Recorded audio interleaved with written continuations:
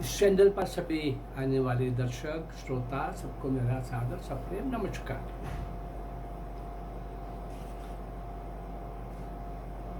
योगेश चंद्र चटर्जी, मुकंदीलाल गुप्त के बाद मैं ले रहा हूं योगेश चंद्र चटर्जी। यद्यपि ये सीधे सीधे उस केस में संलिप्त नहीं थे, उन 10 लोगों में नहीं थे, परंतु उस कांड से पहले भी देश के अंदर कई जिलों में अपने ढंग से क्रांतिकारी कार्य को विस्तार दे रहे थे, संपर्क सूत्र जोड़ रहे थे। पिछले कल मैंने आपको बताया कि कैसे वो योगेश चंद्र को चटर्जी को पुलिस अरेस्ट करने आती है उस मुखबिर वकील के कारण। कैसे वो अविनाश चंद्र बनके पानी का लोटा केवल अंडरवियर लेके वो वहां से निकल जाते हैं, और कैसे वो तारिणी मजूमदार के अपने मित्र के घर पहुंचते हैं, और आगे की यात्रा मैंने कुछ आपको बताई थी, कुछ आज हम देखेंगे। लेकिन पुलिस वाले वही होते हैं, और जब इन्होंने कहा कि योगेश चंद्र तो भी अंदर सो रहे हैं, आप उनको देख लीजिए, तो वो तो नहीं मिले, लेकिन लाइट ऑफ करके पुलिस वाले वहीं बैठ गए।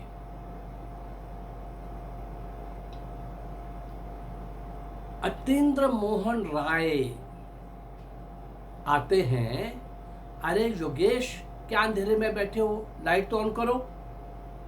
लाइट ऑन होती है, पुलिस वाले लाइट ऑन करते हैं, झपटते हैं उसके ऊपर, उसको लपकने के लिए, पकड़ने के लिए अतीन्द्र मोहन राय को, परंतु आंख झपकते ही वो वहां के उनके घेरे से वो निकल जाता है, उनकी पकड़ में नहीं आता। और उधर अब यहाँ तो रहना ठीक नहीं था, तो वो कैसे कैलकाटा पहुंचे, और आगे का काम उन्होंने क्या किया। कल हम पहुंचे थे, जब वो उसको वो नहीं पकड़ पाए, योगेश को नहीं पकड़ पाए। मेन लक्ष्य तो उनका था योगेश चंद्र चटर्जी को पकड़ना, बाकी तो फिर जो भी हाथ में आ रहे थे तो उनसे पूछना, उनकी पिटाई करना, उनसे पता लेना कहाँ हो सकता है वो। जब वो असफल हो गए, कहीं नहीं पकड़े जा रहे थे, लेकिन मैंने बताया कि किस प्रकार से वो कैलकाटा में किस तरीके से पकड़े गए, वो एक लंबी बात मैंने आपको सारी सुनाई है। अब पकड़ने के बाद पुलिस ने हर तरह से उनको टॉर्चर किया, हर तरह से भयंकर, शरीर पर ठोकरें मारना, बाल से पकड़ के घसीटना,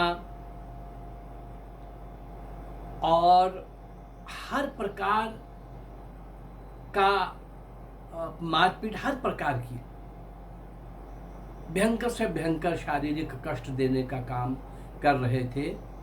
और क्या पूछ रहे थे कि हमें बाकी अपने दूसरे साथियों के नाम पते बताओ। इनको रखा गया था प्रेसिडेंसी जेल में, एक कोठरी में, और उस समय तक चूंकि इनके पास ककोरी कांड का इसके साथ संबंध जोड़ने का कोई उनके पास प्रूफ नहीं था, तो ये क्रांतिकारी है, ये शस्त्र एकत्रित करता है, ये शस्त्र लाता है, देता है, वगैरह वगैरह, नौजवानों को कर रहा है, तंग कर रहा है, उनको मोटिवेट कर रहा है, उनको बहला रहा है, फुसला रहा है, ये शब्द प्रयोग किए गए थे उसके केस में। तो उसके लिए 2 वर्ष की कड़ी सजा ये मिली। लेकिन बहुत ज़्यादा टॉर्चर करने के बाद और सरकार और पुलिस के द्वारा अमानवीय व्यवहार करने के कारण ये जेल के अंदर अनशन में बैठ गए।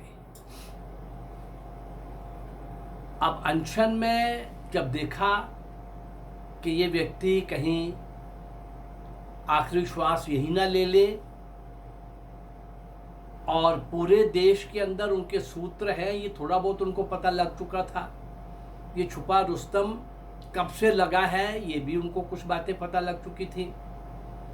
इनको जिंदा रखना और इनसे और कुछ निकलवाना, या यहाँ से निकल जाने के बाद भी उनका पीछा करना, फॉलो करना, पुलिस का ये उद्देश्य रहता है। अब ये सब जो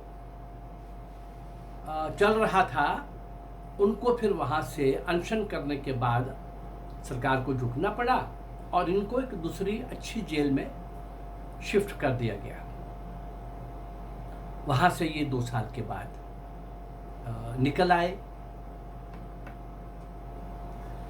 वहां से निकलने के बाद ये बनारस चले गए। इनको पता था कि बनारस क्रांतिकारियों का एक अच्छा केंद्र है, क्रांतिकारी गतिविधियों का एक सक्रिय केंद्र है।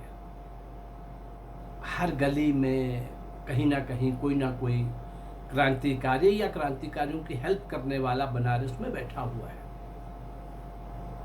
उधर बंगाल में कोई बहुत सारे अच्छे स्थान थे, कलकत्ता तो था ही था, और भी कुछ स्थान थे। ऐसे ही बनारस था, इधर लाहौर था,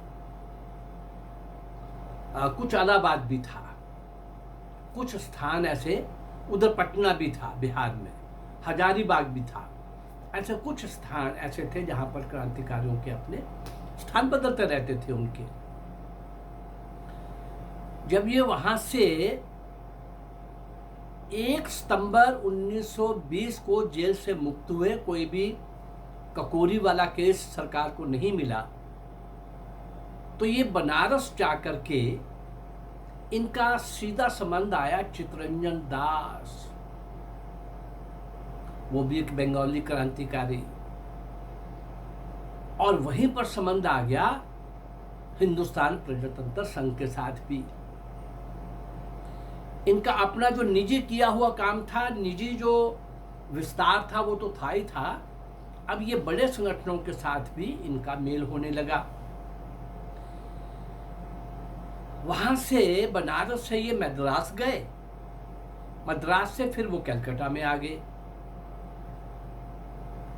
कलकत्ता में हर बंगाली को, ये भी बंगाली थे, ये तो सुविधा थी ही थी कि अपना इलाका, अपने लोग, और वो केंद्र भी था एक क्रांतिकारी गतिविधियों का, सहयोग भी मिलता था।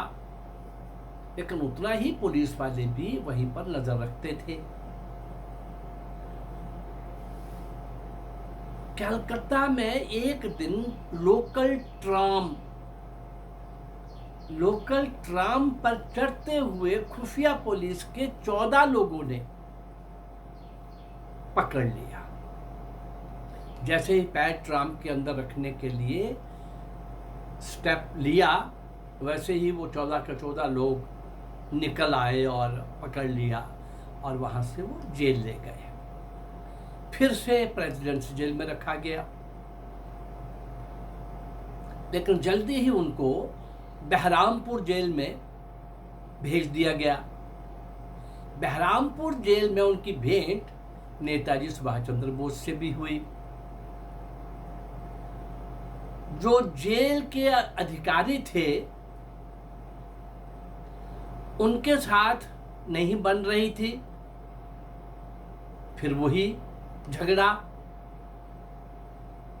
और सरकार ने इनको बिहार की जेल हजारीबाग में शिफ्ट कर दिया, और वही हजारीबाग से इनको लखनऊ में लेके आए। क्यों?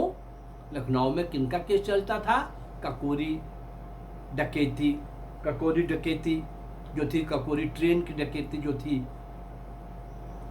जो सरकारी पैसा लूटने का जो प्रोग्राम बनाया गया था।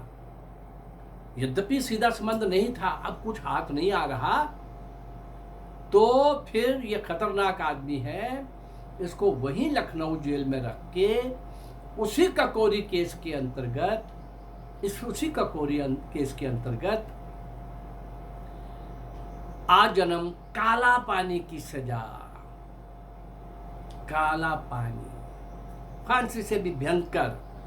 फांसी तो भयंकर नहीं है, फांसी तो हिम्मत चाहिए, लेकिन सारी उम्र टॉर्चर होना और काली कोठरी, छोटे सी जगह पे शौच आदि, लघुशंका सा बंदर, एक प्लेट, एक कप, उसी के अंदर सब कुछ, आप कल्पना भी नहीं कर सकते। कहीं से सूरज की किरण नहीं, कहीं बंदा नहीं दिखाई देगा, कहीं पक्षी नहीं दिखाई देगा, कहीं पशु नहीं दिखाई देगा, कुछ भी नहीं दिखाई देगा। आप कल्पना करिए 24 घंटे भी ऐसी अवस्था में बिताने हो तो क्या होगा। और इनको तो आजन्म, 10 साल के बाद इनको मुक्त कर दिया गया और उसी प्रकार का मुकदमा चला के उसी प्रकार का लखनऊ जेल से इनको न्यायालय ले जा करके मुकदमा सुना करके, और इस बीच में इन्होंने फिर वही 1942 के आंदोलन में भी भाग लिया। 1942 का आंदोलन वास्तव में एक लगभग अपनी सांसें ले चुका था, लगभग वो असफल ही समाप्त हुआ था। जन आंदोलनों के साथ ऐसा होता है, लेकिन जन आंदोलन कभी पूरी तरह से असफल नहीं होते। पूरे देश के अंदर और पूरे विश्व के अंदर वो एक मैसेज गया था, लेकिन अंग्रेज 42 के क्विट इंडिया आंदोलन से डरने वाले नहीं थे, ना उनको डरने की जरूरत थी, ना कुछ हुआ था। अंग्रेज अगर डरे तो ये जो क्रांतिकारी थे उनको कभी सूचना मिलती थी, क्या सूचना मिलती थी कि भाई इन्होंने सबको एक ही टाइम मारने का सोच लिया है, अंग्रेजों को कहीं बॉम्ब बन रहे हैं, और दिख भी रहा था उनको सब कुछ। भाई कुछ तो हमारी पकड़ में आ जाते हैं, लेकिन बाकी इसलिए कभी भी हम मारे जा सकते हैं। वीर मंगल पांडे की पहली गोली से लेकर सुभाष चंद्र बोस का आखिरी प्रयास, और इस बीच में जितने भी महान वो भारत माँ के सपूत, अज्ञात, नीम के पत्थर, मौन तपस्वी, उन सब का जो बलिदान था, उस बलिदान को हम इस चैनल के माध्यम से याद करते हैं, उन लोगों को याद करते हैं। और 47 आ गया, 47 में इनको छोड़ भी दिया गया। अब कहीं बुक्स वगैरह ये बनेंगी, मैं बनाऊंगा, तो उन ऐसे लोगों का जो 47 के बाद भी रहे, अधिकांश तो चले गए, फांसी के तख्ते के ऊपर झूल गए, जेल के अंदर टॉर्चर करके उनको मार दिया गया, वो शहीद हो गए। कई तरीकों से कईयों को देशन काला मिल गया, कुछ भी उनको करना था वो कर रहे थे। कुछ जो आखिरी समय तक लड़े, लेकिन आजादी बीच में मिल गई। आजादी के बाद उन क्रांतिकारियों में से एक भी कांग्रेस में शामिल नहीं हुआ। कांग्रेस को वो आजादी से पहले भी जानते थे, और कांग्रेस के पास जो सत्ता आई है स्पॉन्सर्ड लीडर के पास, वो क्रांतिकारी समझते थे कि ये देश का तो बेड़ा गर्क करेंगे ही करेंगे। उनको लगा कि हमारा काम हो गया है। कुछ लोग सक्रिय जीवन में रहे, सामाजिक कामों में रहे, जन जागरण के कामों में रहे। मैं ऐसे लोगों को भी आपके सामने लाऊंगा। पर उनको लगा कि उस समय की 47 के बाद की पॉलिटिक्स, क्योंकि कांग्रेस के प्रति एक विश्वास बन गया हुआ था कि आज़ादी इन्होंने लेके दी है, लेकिन वो स्पॉन्सर्ड लीडर क्या कर सकते हैं, क्या करते रहे हैं, कितना वो नुकसान पहुंचा सकते हैं देश को, वो हमने देखा, वो हम देख रहे हैं, अभी तक देख रहे हैं। पाकिस्तान और चीन के साथ खड़े होने वाले समय वाले ये कांग्रेस के नेता, बहुत कई बार मैं इस विषय पर बोल चुका हूँ। लेकिन उन सब क्रांतिकारियों का जो आज़ादी से पहले लगे हुए थे, बीच में 47 आ गया, बाद में भी वो कहीं नहीं दिखाई दिए। कहीं कहीं जो जेल गए हुए थे और आ गए, उनको तो कहीं ना कहीं वो माना जाने लगा, सम्मान दिया जाने लगा, और वो लोग आगे भी आगे, कहीं एमएलए की टिकट, कहीं पंचायत का प्रधान, कहीं कुछ। और ये जो महान तपस्वी जिन्होंने पूरा अपना सब कुछ न्यौछावर कर दिया था और जान हथेली पर रख करके लगे हुए थे, इनकी कहीं चर्चा नहीं हुई। जैसे मैं संसार से जा चुके उन लोगों की 47 तक चर्चा कर रहा हूँ, ऐसे ही कुछ एपिसोड बनेंगे जो बचे हुए उस समय के क्रांतिकारी थे, आज़ादी के बाद 10 साल, 20 साल, 30 साल तक भी जो जिंदा रहे, वो किस गुमनामी में रहे, कैसे एकांत में रहे, क्या वो तमाशा देखते रहे कि किस के लिए हम लोग लगे हुए थे और किसके लिए कितने लोग कुर्बान हो गए। ये देश उस दिशा में नहीं बढ़ रहा। इस पीड़ा के साथ वो आखिर तक, आखिरी श्वास तक, लेकिन देश, कुछ लोग सक्रिय रहे, कुछ लोग निष्क्रिय हो गए, कुछ लोग अपने लोगों को देख करके हताश, निराश, उदास हो गए, अध्यात्म में चले गए, वैराग में चले गए। लेकिन उन सब लोगों को मैं आपके सामने लाऊंगा, उनको भी स्मरण करेंगे। मैंने कहा था कि काकोरी के जो लोग हैं, हालांकि इनका सीधा संबंध नहीं था इसके साथ, उन 10 लोगों में ये नहीं थे, लेकिन काकोरी डकैती कांड में ही आखिर इन पर केस चला के कुछ तो सजा देनी थी और भयंकर देनी थी, पकड़ में नहीं आ रहे थे। 20 जगह छूटते जाते, 20 जगह निकलते जाते, 20 जगह भाग जाते, कोई प्रूफ ना होता, और 20 तरह के क्रांतिकारियों को खड़े करने वाले ऐसे निपुण, ऐसे कमाल के नेता, करिश्माई नेता योगेश चंद्र चटर्जी को भी आज उसी केस के कारण जो सजा मिली थी, मैंने कहा था कि राम प्रसाद बिस्मिल की उन 2 पंक्तियों के साथ अलग अलग समय पर अलग अलग क्या बोला गया, उसके साथ आज का एपिसोड हम खत्म करते हैं।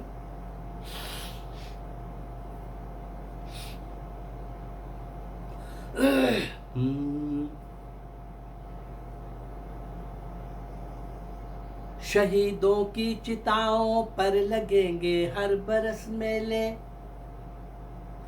वतन पे मिटने वालों का यही बाकी निशान होगा,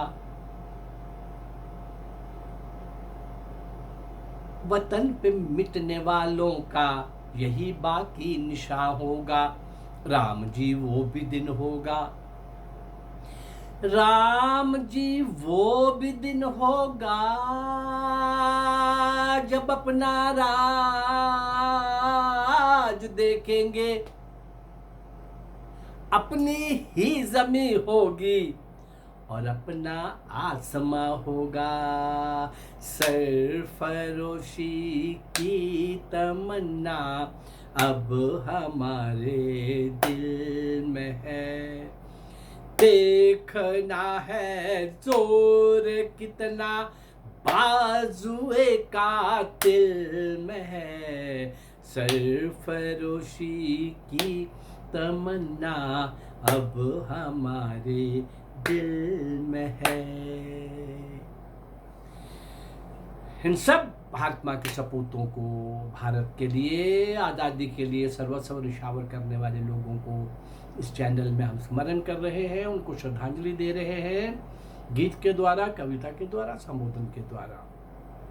अगर मेरा ये प्रयास आपको अच्छा लग रहा है तो इस चैनल को लाइक करिए, सब्सक्राइब करिए और उसको शेयर करिए।